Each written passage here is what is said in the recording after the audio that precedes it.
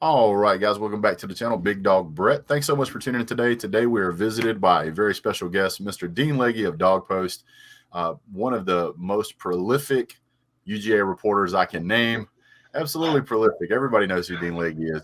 He actually gets to vote for the Heisman. How can you not know who this guy is? He's always got an inside track on what's going on. If you guys get an opportunity, as soon as you get done watching this video, go over and check out DawgPost. Follow Dean Legge on Twitter. These guys are great to work with and around. If you're looking for some inside knowledge, these are the guys. They're actually in Indy right now. They traveled through a heck of a storm to get there, brave the elements to bring you guys all of the news. And you can see how crowded it is in the conference room with Dean right now. So, Dean, really appreciate you joining the show here. First, glad you guys got there safe. Can you kind of give us a breakdown of what you guys saw driving up there, what that was like? Well, we were excuse me.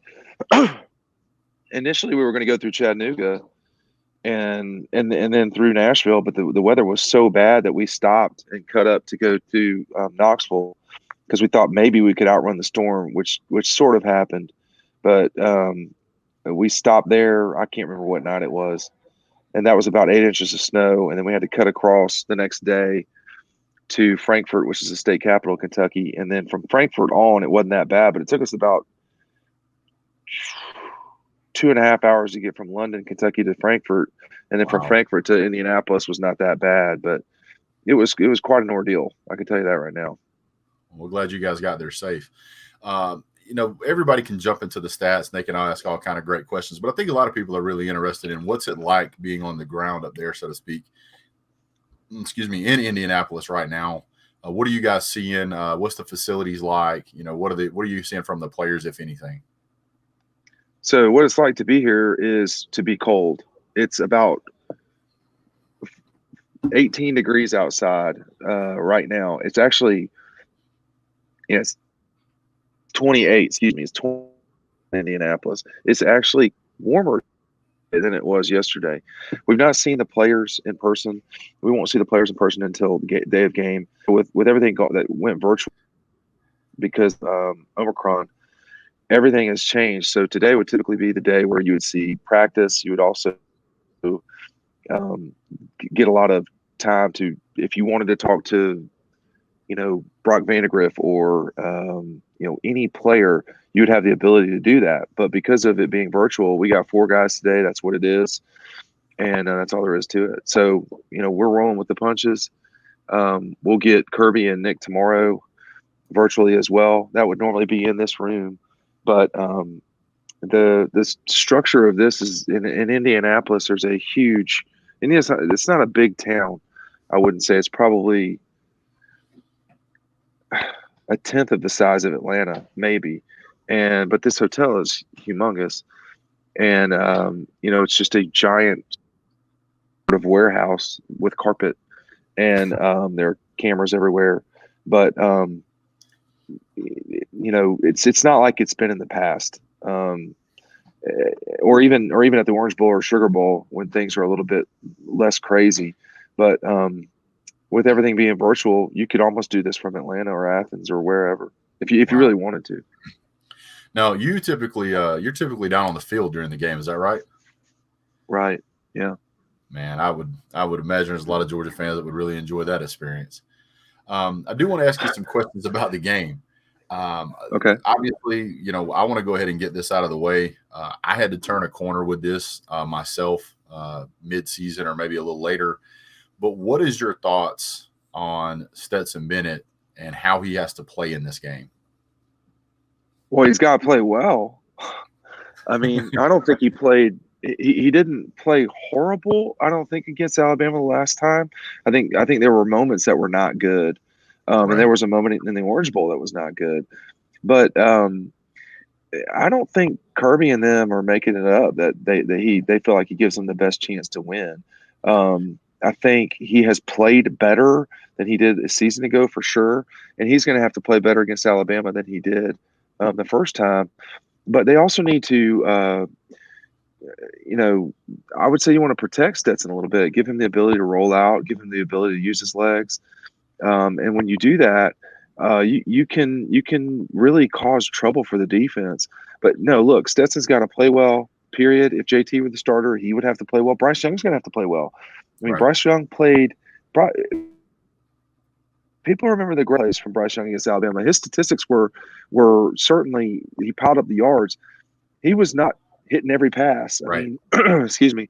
He's going to have to deal with some different things on Monday night. But if you can't play it, I mean, the only time I can think of that the national champion was determined by a team that their quarterback didn't really play great was in 17 when all three quarterbacks in that game were around 50% completion rate. It wasn't great. Right. But if Bryce Young really plays well, then Alabama will win. So, looking at the way Stetson played in the Michigan game, I feel like he looked more confident. He looked more sure of himself. There were times when he threw the ball, it really seemed like he stepped into the pass, felt more confident throwing it. But also, I noticed there were times whenever he saw the pressure coming, he recognized that he had a receiver that was going to be open, and he said, "I'm going to take the shot and go ahead and throw this ball the way I should," and took the shot and made the pass. Right. And that's something that maybe I didn't notice before that he was doing, but it seemed like he did a much better job in the Michigan game. That seems like he turned a corner to me. And I think that if we can see that same kind of performance out of Stetson against Alabama, I think that'll be a big factor. I think the confidence factor that he may have gained in the Michigan game is huge. He looked like a more mature, much more confident quarterback than what we saw in the Bama game, and I'm looking forward to seeing that again. Now, well, he didn't have. I mean, I'm sorry. I just want to say that you know, Georgia didn't allow a sack in the Michigan game, and it's much easier to play back when you're not running for your life. So, and Bryce Young can speak to that. I mean, he didn't get sacked. He certainly got pressure against Georgia, but he never got sacked. Michigan never could get a beat on Georgia. I mean, that Todd Monken called a great game, and he's going to have to call a great game Monday night. I think the experience that Todd Monken has, especially his NFL experience, and then going back and looking at how they played in that game before, I think Georgia's certainly going to give him some different looks and some new things to deal with that will help better protect Stetson. I think that there's going to be a different game plan, at least as to how Georgia initially attacks the Alabama defense. One of the big questions I have is how big of a factor does the run game need to be for Georgia to be effective? It needs to be enough that, I think what it was this past time was okay for both teams. I mean, Alabama didn't exactly run it all over Georgia either, but they ran effectively. Bryce Young was the one that was their most deadly runner. But when this Georgia offense gets in its mind that it wants to do something, they're pretty successful, generally speaking. But Zamir and James is the one that's got to have a pretty good night. 60 yards rushing, maybe 40 yards rushing, but an explosive play either on offense, either passing or running the ball. If you get that from James Cook, it's a different ball game. There's not a lot of people like him in college football. Kenny McIntosh isn't so far from that either, but you need a steady run game. Both these teams do, and I don't think that's asking too much. I mean, Alabama's defense has improved. They are much better than they were to me at the beginning of the season. But I agree. Georgia has scored pretty well 30 points on almost everybody, and they left a bunch of points on the board against Bama in the last game. So it's there, and James has got to and Zamir too. They've just got to break through the last tackle, and they'll be gone. That happened a couple of times against Bama where the last guy got him, or they'd have been touchdowns. Yep. Another question here. I guess the best way I can frame this is with Georgia played a different style of defense against Alabama than it really had played all year, or at least it looked that way to me. I think that if they do a much better job of pressuring Bryce Young, there's been times we've seen when he gets pressure, he gets a little bit nervous, throws the ball a little quicker or sooner than he should. How much does that have to happen, do you think, for Bryce Young to become, I won't say overwhelmed, but I'll say enough to throw him off his game? Do you think sacks? They're going to have to do that. Well, listen, I believe in numbers, and I always have, and they're the only team that didn't sack him this entire season. Alabama's given up something like 35 sacks. They're giving up about 2.5 sacks a game. So do we get back to what would be normal, which would be 2.5, or do you make up for what you did the last game and it's all of a sudden they sack him 5 times? I mean, Auburn sacked him 7 times, LSU 4, I think Tennessee. I mean, there are several teams that have sacked Bryce Young 4 times or more. Mhm. So, that Georgia has been so successful rushing the passer and didn't get a sack at all. That's strange. And Yeah. we're just going to have to see. Um, I, my suspicion is that they'll get after him pretty good. The question is, will he wiggle out of it like he did the last time? Um, eh, you know, Georgia's defense seems like they are confident coming into this game that they can pressure him. They're going to have to get him to the ground. Yeah. And he made Heisman winning plays, but he was not as good against Cincinnati. He was good. Just wasn't as good as he was against Georgia. And the Right. question is, can Georgia make him not be as good the second time? I don't know. We'll see. We'll see Monday night. I think that there's a little bit of a factor in Bryce Young is, yes, he's a Heisman winner, but I also think this is going to be the biggest game of his career.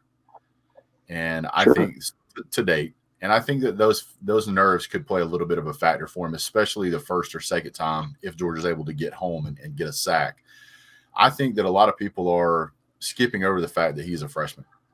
And or they're not necessarily a freshman, but this is his first, national championship Right. game. I think this is going to be a little tougher than what people realize. He played great in the Cincinnati game, but if Georgia plays his defensive game plan the way that I think they should, and they really get some pressure on Bryce Young, I think it's possible he could really fall apart, kind of like what we saw in the Auburn game. And if that's the case, Georgia could win this game pretty soundly.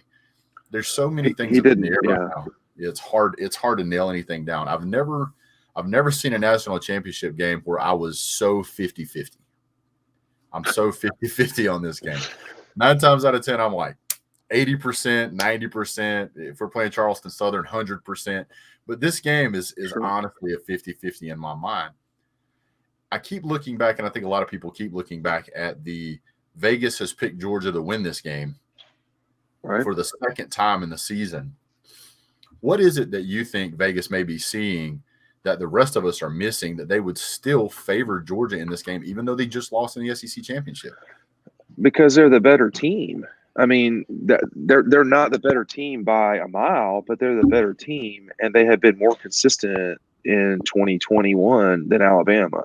I mean, that's the biggest thing. I mean, listen, either team can win. I don't think there's any question about that. But um, they are both.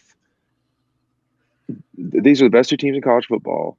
But Georgia is a little bit better a team. They just got their butt kicked the last time, and that's hard for Georgia people to reconcile. And over on Dog Post when we talk about this, there were plenty of people saying they're going to be favored if they play again, and people just couldn't get it through their head why that would be.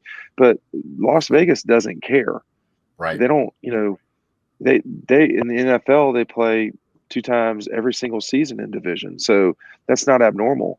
Right. We saw with Alabama in 11 and the Gators in 96 that the rematch that you can be favored. I mean, Alabama was favored against LSU even though they lost the first time. So, it, you know, I think Georgia should be favored. I think they should win. They're the better team.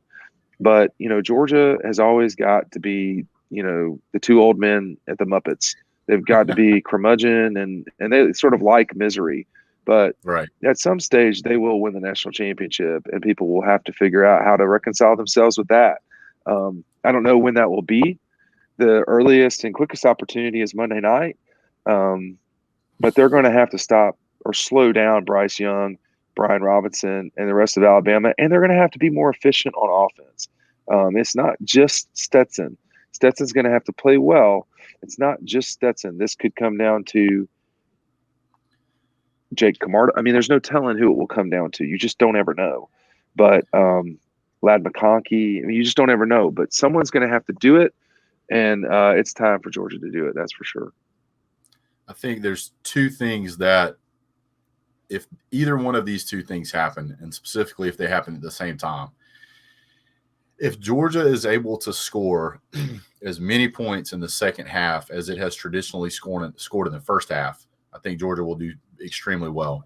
I also think if Georgia is able to get a special teams touchdown in the second half of the game, I think Georgia will do extremely well as well. But hopefully, we'll be able to pull that out. We saw that with Alec Ogletree in 2012, and it didn't work out, right? I mean, there's always you'd like to score that way, and Right. And they dominated the game in special teams in 12. They just weren't the better team in 12 Right. when you stacked it up and down, and that's why Alabama won that game. Well, Dean, we really appreciate you coming on. I know you guys have tons of stuff you're trying to get through and get up there, and you took a few minutes to spend time with us today, and I greatly appreciate it. If you're watching, if you guys haven't subscribed over at DawgPost, go over and subscribe to their channel, and they also have a website. Can you go ahead and talk about the website for a minute there, Dean? Well, the website's been around for a long, long time, 21 years. So Wow. go to dawgpost.com. Yeah, DAWGPOST.com, and we'll see you on the website. It's awesome. And we really appreciate our subscribers over there for sure. I think you guys actually have a special right now as far as to continue to get the news articles. Yeah, I mean, if you want to sign up right now, you can get $1. It's $1 for 1 month. Nobody's got something like that. And we're at an all-time high right now with subscribers, and we really appreciate everybody signing up. It's been great. And understandably at an all-time high considering everything that's going on in Georgia, but it's something to do with our work too, because we have some really quality competitors that are out there. But go to dawgpost.com, check it out. And Brett, I really do appreciate you having me on here, my man. Oh, no, I appreciate you joining the show. So, guys, go over and sign up at dawgpost.com, subscribe to the newsletter. It costs you $1 a month. You're not going to get better information for a cheaper price from nowhere. Dean Legge is actually on the field at these games. He takes a huge portion of the time out of his life to go do this. He's passionate about it. So, promise you won't be disappointed. Go over there and check out the website. All right, guys. Well, that's it for us for today. Really appreciate you guys tuning in. Don't forget to hit like, subscribe, and share. We'll talk to you guys soon. Thanks so much. Have a great day. God bless. Go Dogs.